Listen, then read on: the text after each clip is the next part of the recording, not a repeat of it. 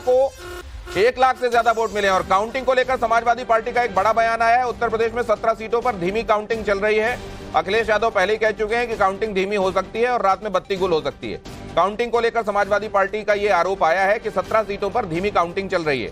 Samajwadi party ने कल रात में एक और आरोप लगाया था कि कई जगहों पर उनके कार्यकर्ताओं को नजरबंद किया गया है, लेकिन पुलिस ने इसको डिनाई किया और कहा कि अगर आप ये कह रहे हैं तो केस इन पॉइंट लेकर आइए, कहां की बात आप कह रहे हैं और किसको किया गया है नजरबंद, ये बताइए, तो कार्रवाई की जाएगी। मनीष यादव हमारे संवाददाता और ज्यादा जानकारी दे रहे हैं, कहां किन किन जगहों पर काउंटिंग धीमी है और उसका वो नेचुरली वो धीमी है या जानबूझकर धीमी है, ये समाजवादी पार्टी को कैसे समझ में आ रहा है? देखिए दिनेश, आरोप लगाया गया है कि बहराइच, बदायूं, जहां से आदित्य यादव उम्मीदवार हैं, अखिलेश यादव के भाई हैं, अलीगढ़ गठबंधन के उम्मीदवार बांदा, बरेली, चंदौली, देवरिया, डुमरियागंज, एटा, जहां से राजवीर सिंह राजू के मुकाबले जो इंडिया गठबंधन का उम्मीदवार है वो लीड ले रहा है, ऐसा समाजवादी पार्टी का कहना है। और सबसे खास पर अयोध्या, जो एक सांकेतिक सीट है, जो राम का केंद्र है, वहां की काउंटिंग धीमी कराई जा रही है। वहां पर इलेक्शन कमीशन आंकड़े देर से अपलोड कर रहा है, ऐसा आरोप समाजवादी पार्टी का है। गाजीपुर, गोरखपुर, जौनपुर, कैराना, ये लगभग 17 सीट ऐसी हैं जहां पर सपा का ये आरोप है। अखिलेश यादव लगातार मॉनिटरिंग कर रहे हैं, जो कार्यकर्ताओं से फीड पर ये करके कहीं ऐसा तो नहीं है कि आरोप, ये राजकुमार भाटी जी से मैं जानना चाहूंगा। राजकुमार भाटी जी, ईवीएम पर आरोप लग गए, डीएम पर आरोप लग गए। ईवीएम तो आप एक चर्चा में मेरे साथ थे, आपने कहा था पुलिस रक्षा के लिए होती है, लेकिन अगर कोई पुलिस वाला गुंडागर्दी करे तो ये थोड़ी कहना चाहिए कि वो नहीं, वो पुलिस में डिपार्टमेंट में इसलिए बड़ा अच्छा है।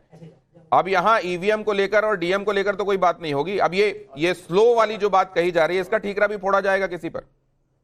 सारी बातें होंगी, जहां जहां अनियमितताएं होंगी, जहां जहां दिक्कतें होंगी, वहां सवाल उठाए जाएंगे। और सवाल उठाने का अधिकार हमारा संविधान देता है और यही लोकतंत्र की खूबसूरती है।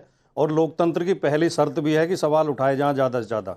सत्ता पक्ष की जिम्मेदारी होती है सवालों के जवाब देना, ना कि मखौल उड़ाना या अहंकार में बातें करना कि ये तो झूठे आरोप लगाते हैं। मैं दिनेश जी एक बात कहना चाह रहा था पहले, ये जो भारतीय जनता पार्टी अभी भी जो उसकी उपलब्धि है, इसमें 40% उपलब्धि भारतीय जनता पार्टी की है, 60% इसमें मीडिया की उपलब्धि है। अगर मीडिया इस तरह एक इनके समर्थन में खड़ा ना हो तो इनकी और बुरी दुर्गति होती। अभी जैसे मैंने कानून व्यवस्था का सवाल उठाया, जवाब आपने दे दिया, बीजेपी को बोलने की जरूरत ही नहीं पड़ती। राजकुमार सर, मैं एक बात जानता हूं कि जब आम आदमी पार्टी का उदय हो रहा था इंडिया अगेंस्ट करप्शन से, बड़ी तादाद में मीडिया कर्मी और देश का जनमानस भी उनके सपोर्ट में था। बाद के दिनों में जो विचलन हुआ नहीं हुआ वो बात अलग है। उस समय भी ये कह दिया गया था कि एक फ्रैंकस्टाइन मॉन्स्टर है जिसको क्रिएट किया है मीडिया ने। भारतीय जनता पार्टी, ये मीडिया तो सबसे आसानी से नोचा जाने वाला लोकतंत्र का चौथा खंभा है, आप भी जानते हैं। जब भी खिसियाहट हो इसको नोच लो, लेकिन ये आप जानते हैं कि सही मुद्दों पर सही जगह पर मीडिया हर किसी के साथ खड़ा रहता है। अभी मैं, लेकिन उधर विषयांतर हो जाएगा सर। मैं इधर एक बड़ी बात बता दूं, आपके लिए खबर अच्छी है, यूपी में इंडी गठबंधन की बढ़त बरकरार है। अगर आप एनडीए वर्सेस इंडी देखते हैं तो यूपी में 44 सीटों पर इंडी गठबंधन आगे है।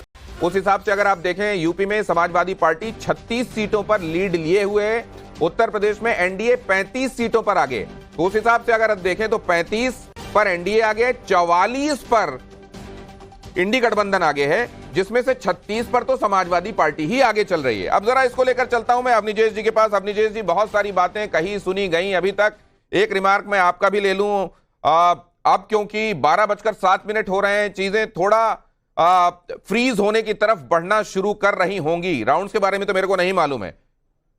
अब आप इस टैली को देखकर 295, 223 और 18 इस समय क्या कहेंगे?